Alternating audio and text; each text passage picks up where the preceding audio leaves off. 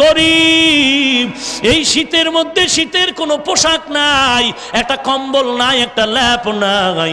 ওই টেকনাফের রোহিঙ্গা মুসলমান কত কষ্টে জীবন কাটায়, কত ডাস্টবিনের মধ্যে এই শীতের মধ্যে তাকায় দেখ।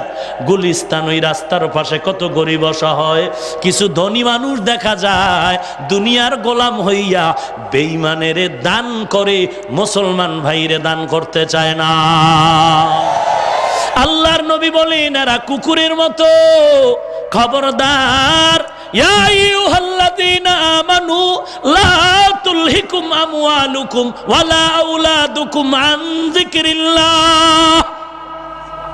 ওরে মুমিন সাবধান, সম্পদ আর সন্তান থেকে সাবধান, এরা যেন তোমাদেরকে ধ্বংস করে আল্লাহর জিকির থেকে গাফেল করে না দেয়। সন্তান আর সম্পদ, ইন্নামা আমওয়ালুকুম ওয়ালা আওলাদুকুম ফিতনা। আল্লাহ পাক বলেন নিশ্চয়ই সন্তান আর সম্পদ হলো তোমাদের জন্য একটা পরীক্ষা। ওই সম্পদ থাকার থেকে না থাকা ভালো, যেই সম্পদে বারবার জেলখানায় নাস্তা খাওয়ায়। এরে আল্লাহর গোলাম, ওই সন্তান থাকার থেকে না থাকা ভালো, যেই সন্তান বাবারে জেলখানার মেহমান বানায় দেয়। এরে নবীর উম্মতের দল, আমরা টুপিদারির কারণে সম্মান কমে নাই, দুনিয়ার রাস্তাও বন্ধ হয় নাই, খানাও কম খাই না।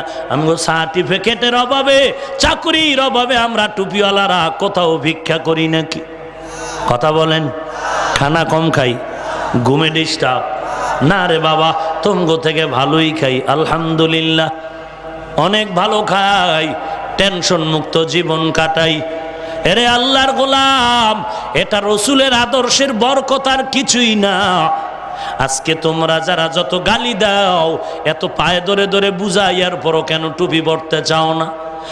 আর আমরা এত গালি শোনার পরেও কেন টুপি ফালাই না, দাড়ি ফালাই না?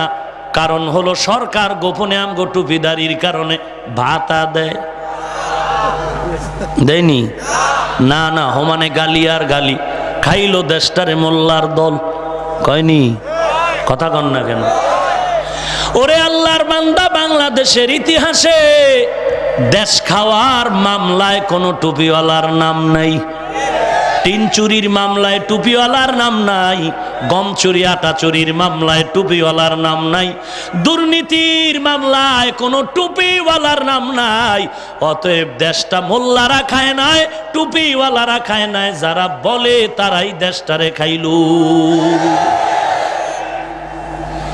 আল্লাহর নবী বলেন গজব আসবে যদি মানুষ দুনিয়াটারে আপন বানায়।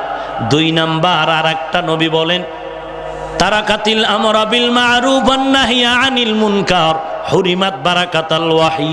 আল্লাহর নবী বলেন মানুষ যখন মানুষের দাওয়াত দেওয়া, সৎ কাজের কথা বলা নিষেধ করবে, বন্ধ করে দিবে, অসৎ কাজে বাধা দেওয়াটা বন্ধ করে দিবে, আল্লাহ তাআলা ওহির বরকত থেকে বান্দাকে দূরে সরায় দিবে। আল্লাহ তাআলা বলেন কুনতুম খায়রা উম্মাতিন উখরিজাত লিন-নাস তা'মুরুনা বিল মারুফ ওয়া তানহাউনা আনিল মুনকার ওয়া তু'মিনুনা বিল্লাহ।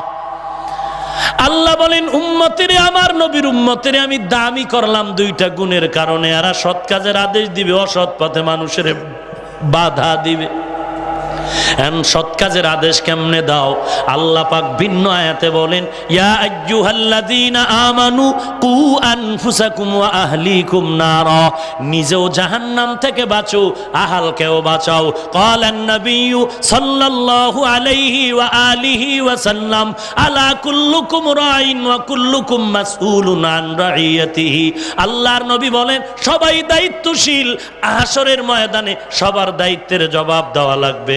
আল্লাহর নবী ভিন্ন জায়গায় বলেন ওয়ালি জাসাদিকা আলাইকা হাক্কা ওয়ালি আহলিকা আলাইকা হাক্কা ওয়ালি নাফসিকা আলাইকা হাক্কা।